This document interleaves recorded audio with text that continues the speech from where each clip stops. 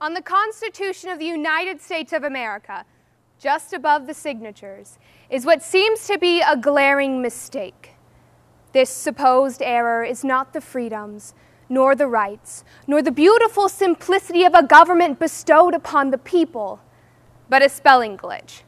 To the uninformed eye, it looks like the Founding Fathers didn't have a spell check. In the document, Pennsylvania is spelt with a single N, conflicting with the previous spelling in the very same document of two N's, which is also how we spell the word today. But it's merely an alternate spelling of the state, very common in 1787. Fast forward to 2013, where in order to receive a high school diploma from my school district, students must pass a Constitution test with at least a 74%. It sounds simple, basic, common sense that we as the future leaders of our nation should probably know our country's most superior law. But then in my advanced placement government class last year, upon taking a quick gander at the document, our ensuing conversation was about the spelling of Pennsylvania. Welcome to 2013, where the problem is that without a basic knowledge of our Constitution, we cannot perform our duties as citizens under the document. I'm not just talking about following laws, paying taxes, and trudging to jury duty. I'm talking about using constitutional knowledge to be engaged, and that just isn't happening right now. According to a poll conducted by the Annenberg Public Policy Center, 62% of respondents failed to name the branches of our government. This is a huge concern, considering the genius of our government's separation of powers and checks and balances. In another poll, conducted by the National Constitution Center, it was revealed that just 5% of the American population can correctly answer 10 simple questions about our Constitution. This is a pathetic cry for help. After all, how do we take ownership of something that we don't even know that we have? For example, over half of respondents did not know how many senators we have. Why have a representative government if you don't know how you're being represented? Just 6% could list the rights given by the First Amendment. And how do we expect to defend something that we don't understand? Even more alarming, in that very same poll, 9% of Americans did not consider the Constitution to be important to them. Of all the questions raised by this research, the most important is, why don't we care? Why, I wonder, is the alternate spelling of Pennsylvania more interesting and conversation-worthy than where we are going and where we have been? Samuel Adams said, "The liberties of our country, the freedoms of our civil constitution are worth defending against all hazards, and it is our duty to defend them against all attacks." Suddenly, it seems, the attacks we need to defend our country against have become our own ignorance.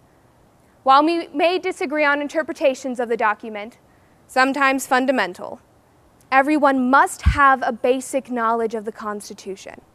The document is not outdated, as too many peers complaining about passing the district's Constitution test proclaim. Rather, it was designed to be and remains a living document for our future and the greatest foundation for our heritage. Clearly, the Constitution is worth having and worth defending, even against us. It's an old piece of paper full of rules, but it's one that took 4 months, 39 signatures, and invaluable compromise to finish. It's one in which the rules are what we make of them today. It's the oldest written constitution still in operation today, and was one of the first old piece of paper full of rules that limited the power of the government and harnessed that power to the people. But the people can't do much with this power if they don't understand it. The people cannot exercise their rights, guide the document to grow with them through amendments and debates on interpretation, nor protect themselves and their country if they don't know how to protect their Constitution. Our Constitution.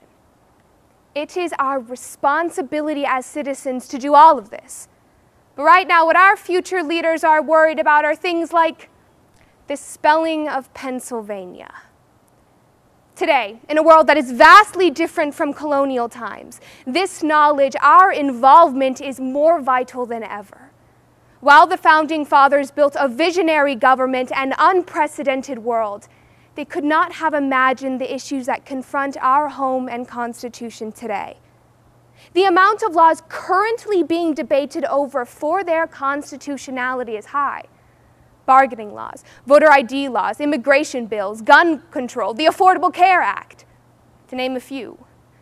We cannot be engaged in these important conversations if we don't know our Constitution.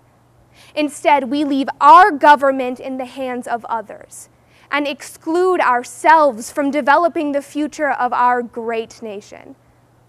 As Founding Father Benjamin Franklin left the Constitutional Convention after its close, he was asked whether a republic or monarchy had been crafted. He famously replied, "A republic, madam, if you can keep it." We've kept it, but nothing in our Constitution, nor our country for that matter, is meant to be taken for granted. The most important obligations we citizens have to our government and Constitution are all about being engaged. On second thought, I prefer not to call them obligations. In reality, they are honors. Honors such as voicing our beliefs through voting, building a community of integrity by participating in government, fighting for justice by serving on a jury, and strengthening our nation by respecting the rights of others. Further, upon reading our Constitution, it is clear that other implicit duties are called for. Duties such as practicing integrity, empathy, humility, reverence, loyalty, and patriotism. Just think about how much greater our nation would be if citizens of the United States of America would understand this.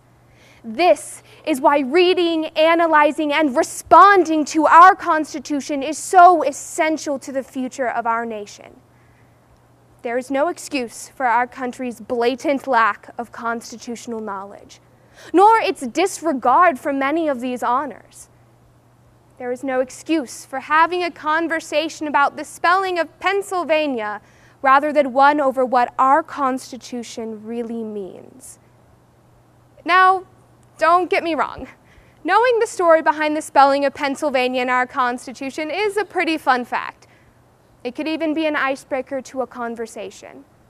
A conversation about how, when it comes to our Constitution, we don't know enough and we must educate ourselves and each other.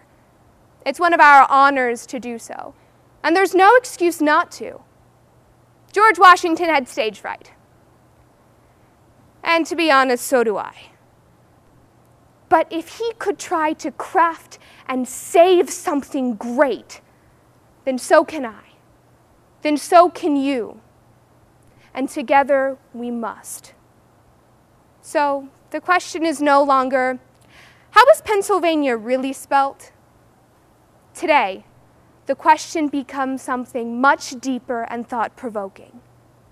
That question is, do you care? Are you above a 74%?